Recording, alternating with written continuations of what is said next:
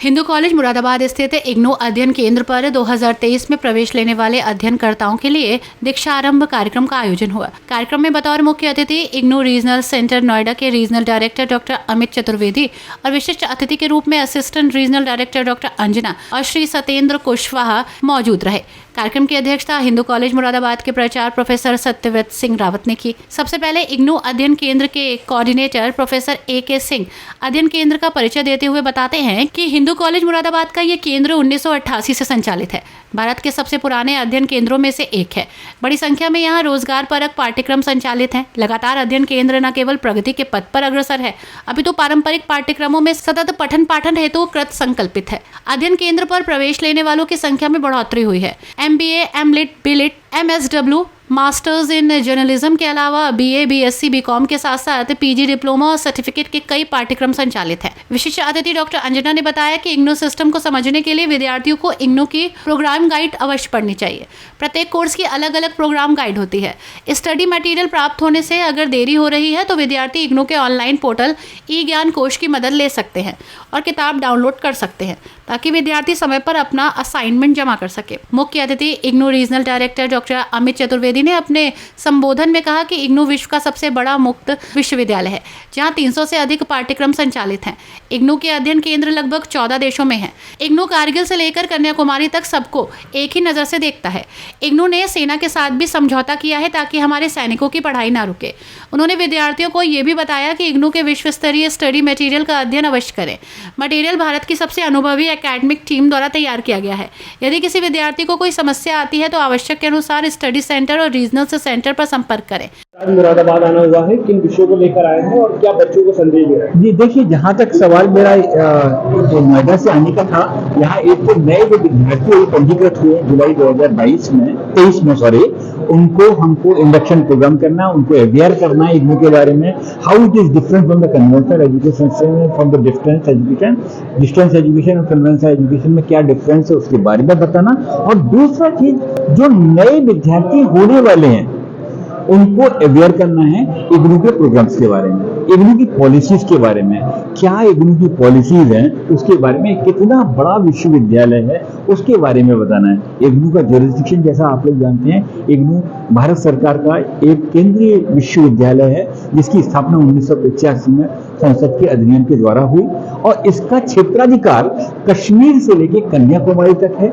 अगरतला से लेके कच्छ तक है। और not only in the country but we have the centres in across the gulf countries में भी, साउथ एशियन कंट्रीज में भी हमारे सेंटर्स हैं। तो 14 मुल्कों में हमारे सेंटर्स हैं। साथ साथ गवर्नमेंट ऑफ इंडिया के जो भी प्रोजेक्ट्स आते हैं, चाहे बेटी पढ़ाओ बेटी बचाओ या उन्नत भारत या स्वच्छता श्रमदान करके जो है वो भारत सरकार के निर्देशानुसार और माननीय कुलपति जी प्रोफेसर नागेश्वर राव साहब के निर्देशों पर हम लोग उनको इम्प्लीमेंट करते हैं। और हमारे इम्प्लीमेंट करने का कारण ही हम लोग जो भी इम्प्लीमेंट करते हैं, अपने कोऑर्डिनेटर जो है, हमारे क्षेत्र के कोऑर्डिनेटर हैं, जो डिस्ट्रिक्ट के कोऑर्डिनेटर हैं, जो इग्नू के स्टडी सेंटर के कोऑर्डिनेटर हैं, डॉक्टर अनंत कुमार सिंह के सौजन्य से, उनके सहयोग से ही हम लोग कर पाते हैं। तो आज मैंने बहुत दिन पहले मैंने कहा था कि I would like to come to Moradabad to aware the students about the new programs and साथ साथ उनके जो नए स्टूडेंट्स एडमिट हुए हैं उनका इंडक्शन भी करना है। तो इस तरीके का जहाँ पर उनकी समस्या का निदान होगा। अपने अध्यक्षीय संबोधन में हिंदू कॉलेज मुरादाबाद के प्राचार्य प्रोफेसर सत्यव्रत सिंह रावत ने कहा कि बदलते परिवेश में इग्नू करियर संवारने के लिए एक सशक्त विकल्प है। राष्ट्रीय शिक्षा नीति 2020 के लागू होने के बाद से ही विद्यार्थियों में रुझान इग्नू की तरफ बढ़ा।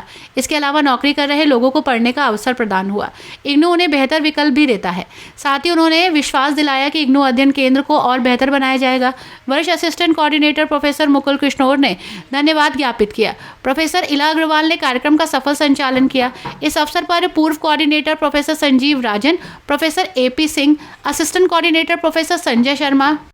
सर, हिंदू कॉलेज में प्रवेश लेने वाले सभी बच्चों का आपने परिचय कराया है, आगे का क्या प्रयास है बच्चों को एक बेहतर शिक्षा, एक अच्छा मौका मिले?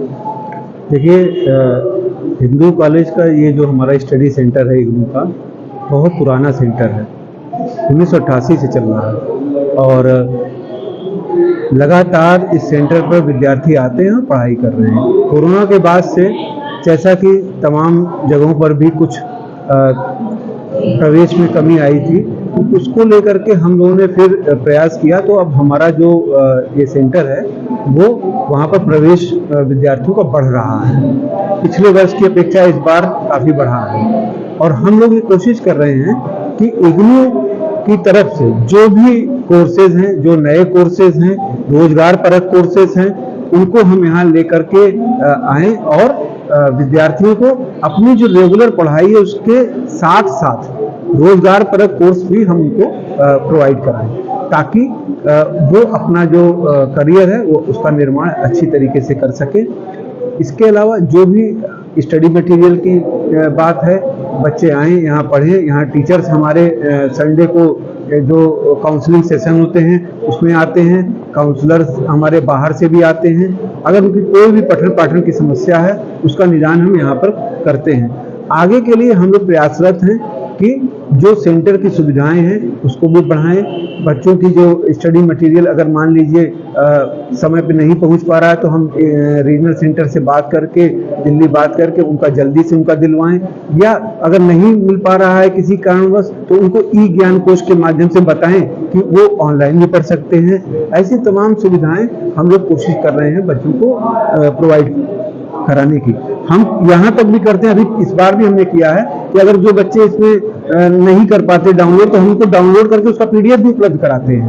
और अगर हमारे पास पुराना कोई स्टडी मटेरियल बचा है तो हम उसको भी उनको देते हैं। और अपने यहाँ हमारे यहाँ जो विद्यार्थी कोर्स कर चुके होते हैं, हम उनसे ये कहते हैं कि वो अपना स्टडी मटेरियल यहाँ हमको दे दें, ताकि आगे जरूरत पड़ने पर कोई जरूरतमंद है तो हम उसको प्रोवाइड कराते हैं। और विद्यार्थियों से बस ये हमारा मतलब जो लर्नर्स हैं उनसे ये कहना है कि वो सेंटर पर जरूर आएं।